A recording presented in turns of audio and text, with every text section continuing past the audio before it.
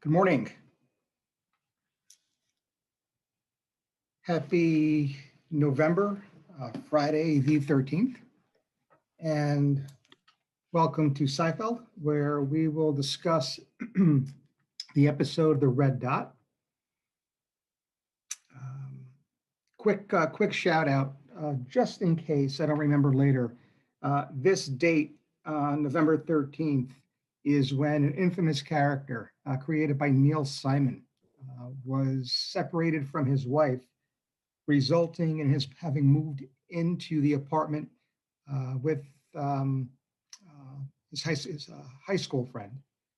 And it launched a film and then a situational comedy called The Odd Couple. And to say that Neil Simon's The Odd Couple has some themes and characters that are ripe for psychiatric analysis would be an understatement. So to the extent that we can make any reference today to Neil Simon's characters of Felix Unger and I almost said Jack Klugman, Oscar Madison, we will today. So that's November 13th. We also are fortunate to be celebrating Friday the 13th as well today.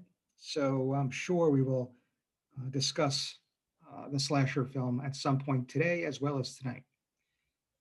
So first, the red dot. Any observations, any character behavior that you found interesting that you would like to discuss this morning?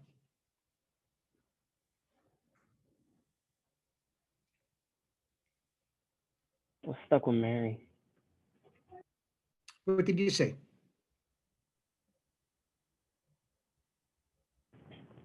Sorry about that.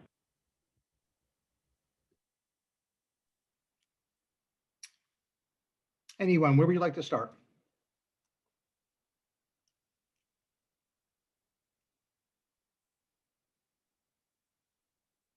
The one sort of constant theme that I saw in this episode was the use of alcohol. Most explicitly was in the character from Elaine's office who was struggling with alcohol use disorder, and you saw him enter a relapse phase and then also enter back in sort of the maintenance phase at the end of the episode. Or he started in the maintenance phase and relapsed, and then you saw a clip of him at the end in the maintenance phase once again. So, I think a major theme in this particular episode is alcohol use disorder, formerly referred to as either alcohol abuse or alcohol dependence. 2013, the American Psychiatric Association merged the two terms and created the single diagnostic term, alcohol use disorder.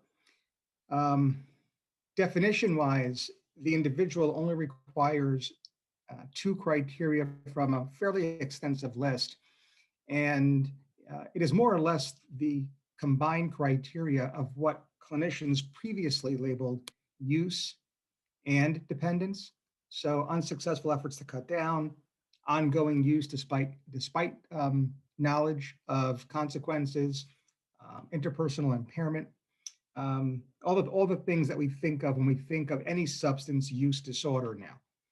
I think that the one point I do want to make is that legal infractions, which were or was a previous criterion in the DSM-4, had been removed in the new revision, that is the DSM-5, and in its place, cravings had been added. So otherwise, the signs and the symptoms are exactly the same with regard to combining both abuse and dependence criteria. That's a very brief primer on, in this case, alcohol use disorder, and those criteria apply to any substance. Right? But alcohol certainly is the substance of abuse. In the episode, The Red Dot. The other thing I want to briefly mention is the chronicity of the illness. My mentor used to always say there is no such thing as alcoholism. Individuals who are afflicted with alcohol use disorder or any substance use disorder battle it chronically for the rest of their life, which is why when they accept that they have the disease, it's very difficult for them because their entire life has changed. That's why you hear through different psychosocial rehabilitation programs one day at a time, because not to take it one day at a time and not to adopt that philosophy can be very overwhelming with regard to the chronicity of alcohol and other substance use disorders. So we're going to get into a little bit of that maintenance phase. We're going to get into what addiction psychiatry calls recovery in a little bit. But first, I just want to go through the different syndromes of alcohol and alcohol use disorder. There's basically, I call it 3+1. For students, first and foremost, would be alcohol intoxication. Alcohol intoxication is not as likely to appear on your shelf or exam, largely because it is way too easily identifiable. Everybody has seen or has observed someone having been drunk. So for that to present on an exam vignette is too low hanging of a fruit, and there really are not specific treatments for alcohol use disorder. That is, the care is supportive. And again, writers of test questions don't think they get enough bang for their buck. Now, you could see alcohol intoxication as a single best answer, but it is nowhere near as likely as the other alcohol-related syndromes. So before we move on, are there any questions about alcohol intoxication? What I do want to mention, because we had previously talked about it, is that alcohol intoxication looks awfully similar to inhalant intoxication. That will come up. Okay, alcohol intoxication looks incredibly similar to inhalant intoxication. And because inhalants are used more rarely, they do tend to come up more often on exams. And I'm gonna get to a little bit about inhalant intoxication in just a few minutes with some later points or through some later points about alcohol. But first, alcohol withdrawal. Alcohol withdrawal can certainly appear on an exam.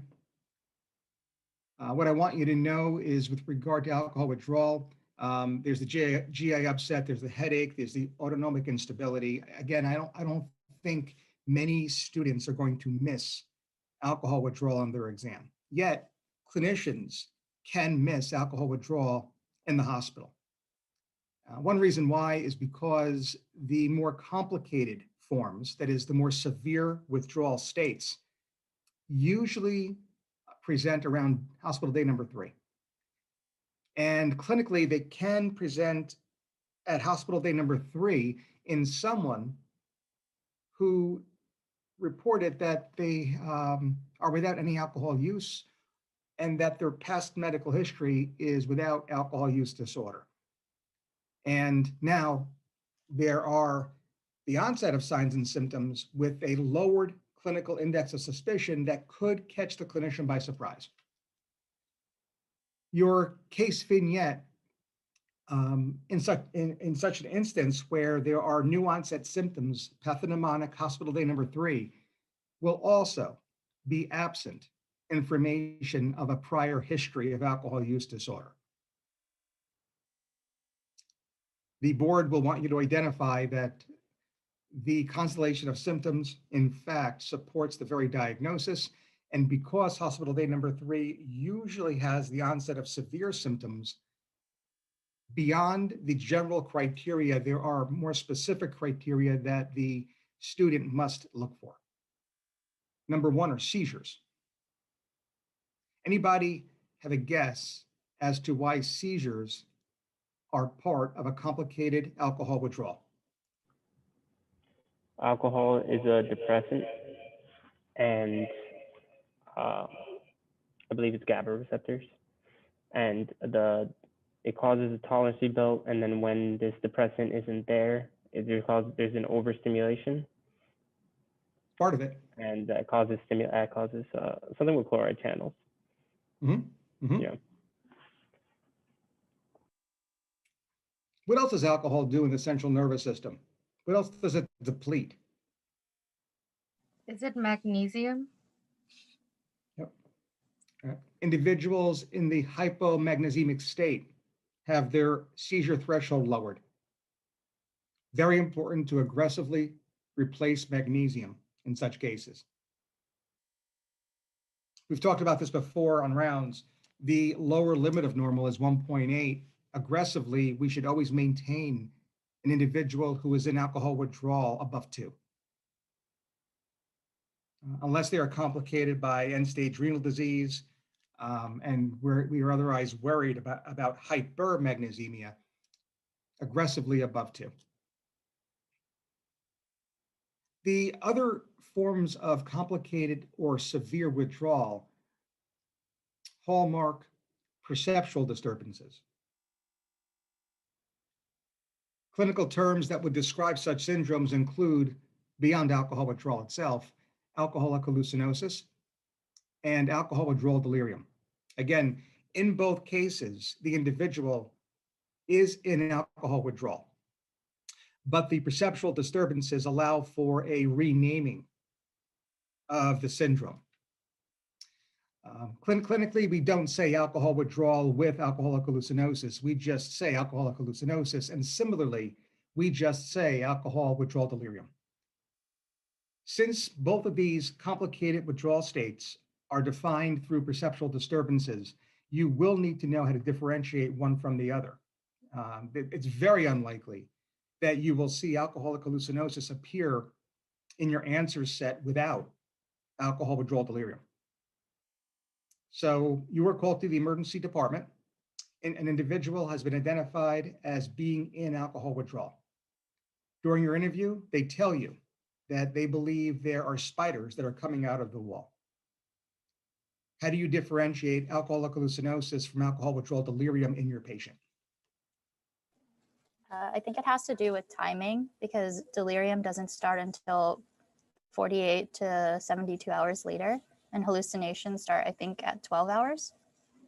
Hallucinosis can start earlier. In a clinical setting, I wouldn't put too much stock in that, though. Maybe more important on exams than in clinical practice.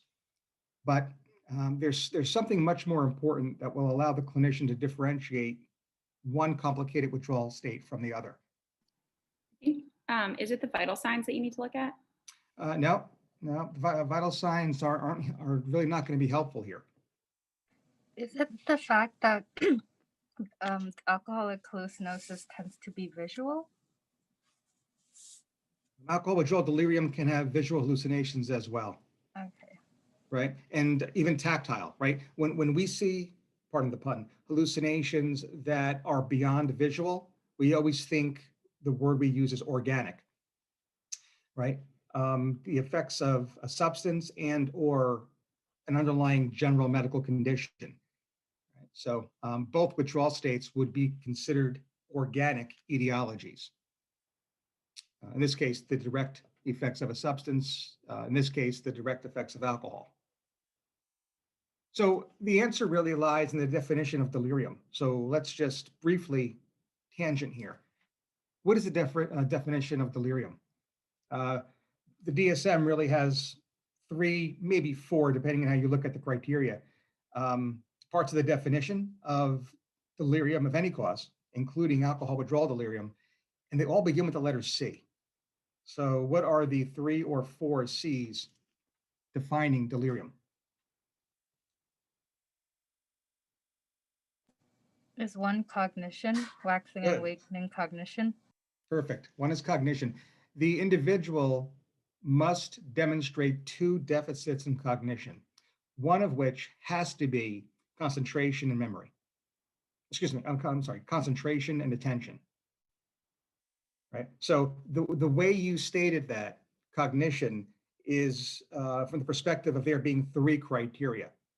Okay. Alternatively, if you said concentration and orientation, then we would have counted 4. But let's keep it really easy here. The 3 C's now. Cognition, individuals must demonstrate 2 deficits in cognitive domains, one of which is concentration and attention. 2 other C's. Level of consciousness. No, again, that's when I said orientation, that's what I meant, consciousness. That's one of the domains, one of the two domains of cognition you can check the box for. So you're right, but that's just another example of cognition. And from your perspective, they're the four C's, right? So you're right, but we're still looking for two. We're still looking for two others. The course is defining. The course is acute in onset and fluctuating. And finally, the cause is defining. Unlike and opposite of any other mental disorder, this condition must be due to an underlying medical condition and or the direct physiologic effects of a substance. The exact opposite is true for every other mental disorder, where we have to definitively rule out the depression or anxiety or psychosis is due to an underlying medical condition or the direct and physiologic effect of a substance. But here, this reminds us that delirium is not a true mental disorder. It is a behavioral manifestation of an underlying organic problem. And in this case, alcohol withdrawal. So it's the cognition that will definitely differentiate alcohol withdrawal delirium from alcoholic hallucinosis. And more specific, as you actually stated, it's consciousness, level of consciousness, orientation. Again, the individual who is delirious is often confused. They're disoriented. They have that deficit in cognition. That is not the case for the individual suffering from alcoholic hallucinosis, who, while they tell you there are snakes or spiders crawling out of the wall, will likely tell you their name, where they are, and the date.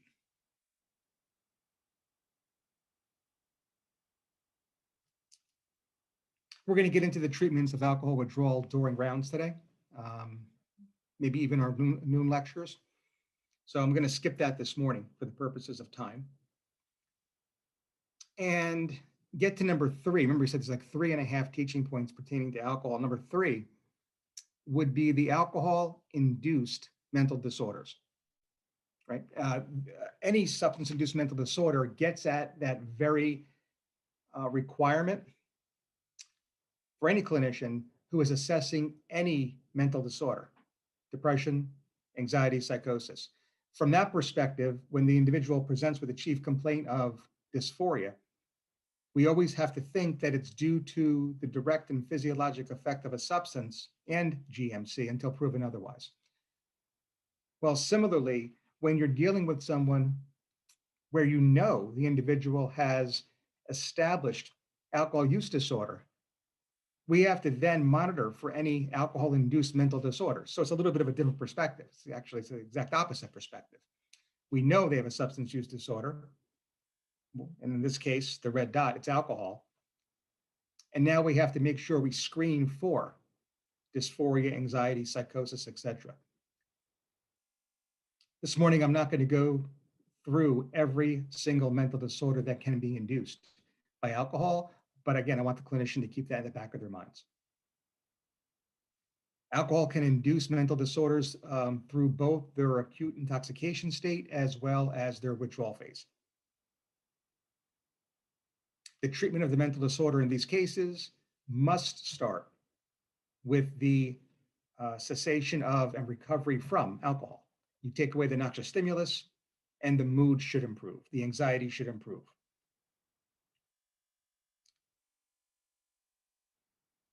The only other aspect of this I want to cover this morning with regard to the different syndromes of alcohol, intoxication, withdrawal, induced mental disorders is in a category I'll call other.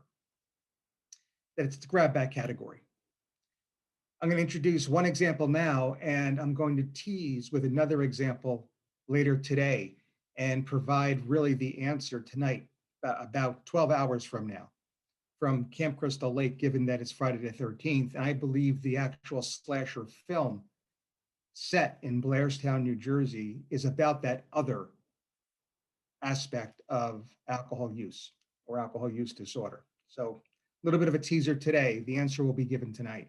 The one syndrome, if you will, that I do want to reference this morning and talk about just a little bit is Wernicke's-Korsakoff syndrome.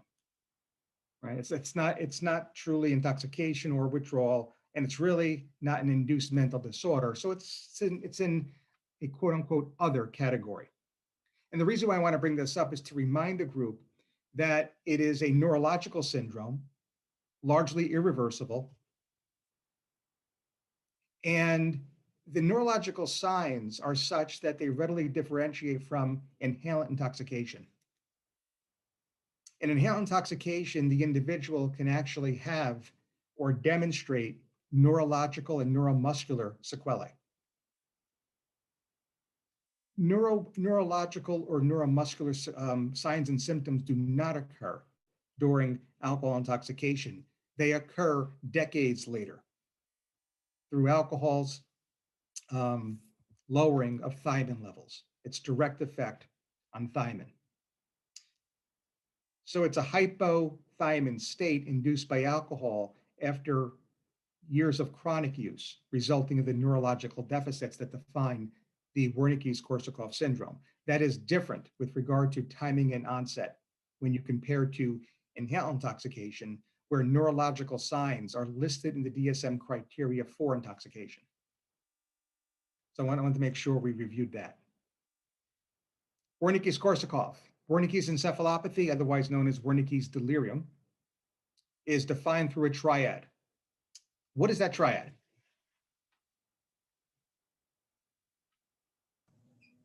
Is one ataxia? Good. Ataxia.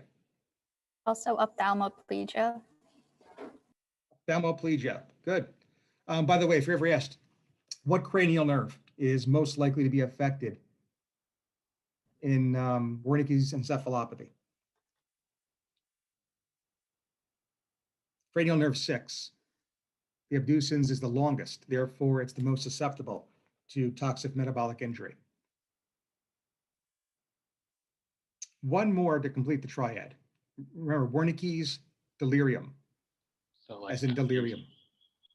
Yeah. I'm sorry, one more time. I was just gonna say confusion. I'm sorry, I got a lot of feedback there. Couldn't hear you. Confusion? Confusion, nailed it. Good. Confusion. If you also remember that thiamine deficiency is the cause, it actually spells out the word coat, right? So confusion, ophthalmoplegia, ataxia, and thiamine deficiency as the etiology, coat. If left untreated, this condition can progress to another neurological syndrome that itself is largely irreversible, called the Korsakoff psychosis. Right? What is the triad for Korsakoff psychosis?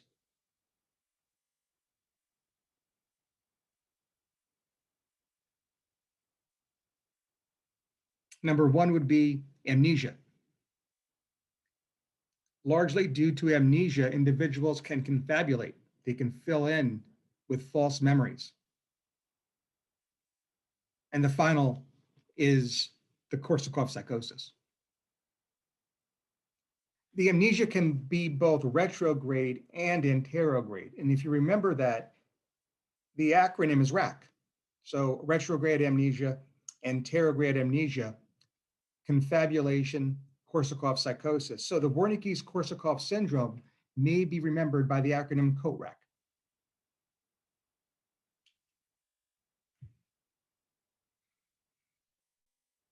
All right, and again, we'll certainly represent one example of the other / grab bag category in terms of alcohol related syndromes. Again, I think later on we'll talk about some treatments, including the maintenance phase or recovery phase, which I think are alluded to in this particular episode. Otherwise, we have about 5 minutes left this morning. What other characters or interesting behaviors would you like to discuss in the red dot?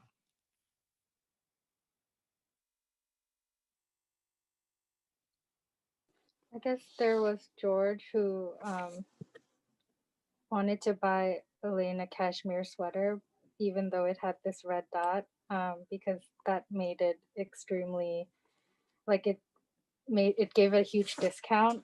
Um, I don't know what kind of like psychiatric implication that has, because I feel like I've done that before. Let's talk about this. I really think this is a major teaching point. It's more of a clinical pearl than I think what you might find on an exam. And I want to tie this to Jerry Seinfeld, the character, as well. When we see this level of frugality, and we see this level of frugality resulting in clinically significant impairment in functioning, which I think this episode demonstrates. One of the things that the clinician should consider is a condition called the obsessive compulsive personality. The miserly spending style is a diagnostic criterion of OCPD, the personality disorder. And certainly, just shifting gears just a little bit, Jerry Seinfeld demonstrates this. Jerry Seinfeld, and I think the episode was actually called "The Stocks." I might be wrong, but in investing in a stock, he becomes obsessed with regard to the hour by hour, if not day by day, um, um, performance of the stock. Some of that is the need to be in control, but some of that is perhaps frugality as well. Now, Jerry, on the other hand, has demonstrated behavior inconsistent with frugality, but on occasion, we do see this trait pop up in Jerry, and because it does, it looks to be well within the context of obsessive compulsive personality disorder. Jerry Seinfeld is perhaps the easiest character in the situational comedy to diagnose with a mental disorder. I mean, he has OCPD. He always needs to be in control. He's a perfectionist. And he's that type A personality that we think of when we think of OCPD. Interestingly, George also demonstrates some of these traits as well, but no one would get George confused with OCPD. He really is the direct opposite. If we use the Freudian term of anal retentive to describe OCPD, we can use the opposite term of anal expulsive when we describe George.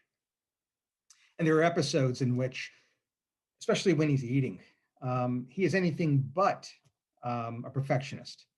There are separate episodes where he's eating spaghetti at dinner and another episode where he's eating ice cream at the US Open, where he will very, very quickly remind us that he does not have obsessive compulsive personality, despite the fact that he is very frugal and that frugality is pervasive. It crosses multiple social situations, it crosses multiple episodes over the 9 years of the situational comedy. So the teaching point here is that we really have to be careful not to pathologize a character or personality trait and jump to the conclusion that they automatically have, in this case, obsessive compulsive personality. And unfortunately, we're trained to do just that because of the way tests are actually formatted. You know, our whole career is based on the test, and there are only 4 answers, and you are constantly asked to give the single best one. So when you see frugality, you go to choice B and it's OCPD, but that's not the way life works. And certainly not the way human behavior works. And let George Costanza remind you of that. This is a very complex character. And while he demonstrates multiple signs of pathology, making George probably the best character in all of television to teach an entire course of psychopathology, he always falls just short of reaching true diagnosis for anyone. Right? And again, that's something that I think we can use as a clinical pearl. Having said that, it is worth, because we are up against the limit now, to end the discussion the way we started it. The forerunner of Jerry Seinfeld was a character named Felix Unger, himself an anal retentive, himself a type A personality, himself obsessive compulsive personality. I would love to have seen a show where Tony Randall starred with Jerry Seinfeld, the actor, because these two characters from these two situational comedies are by far the best two demonstrating OCPD. And their closest childhood friends, their high school friends in both cases, are anal expulsives. Oscar Madison is an anal expulsive. He might on occasion demonstrate a trait or two of OCPD, but it reminds us that it's a behavior in isolation and not part of a larger diagnosis. Similarly, George Costanza, the New Age, if you as much as the 90s could be the New Age, the New Age, Oscar Madison, George himself, best friend to an anal retentive slash OCPD, also an anal expulsive, right? Although, as you identified in this episode, he is frugal. He's absolutely frugal, which while it is a criterion for obsessive compulsive personality, does not allow us to go that far. Don't pathologize. George Costanza is not diagnosable with that personality disorder. So I just want to end there. Again, closing with the Odd Couple. Happy November 13th. We will pick up on rounds when I get in, and look forward to not only Normal Activity, but we will have our discussion over Periscope at 12 or 12:30 today, and I will see everybody then. Thank you.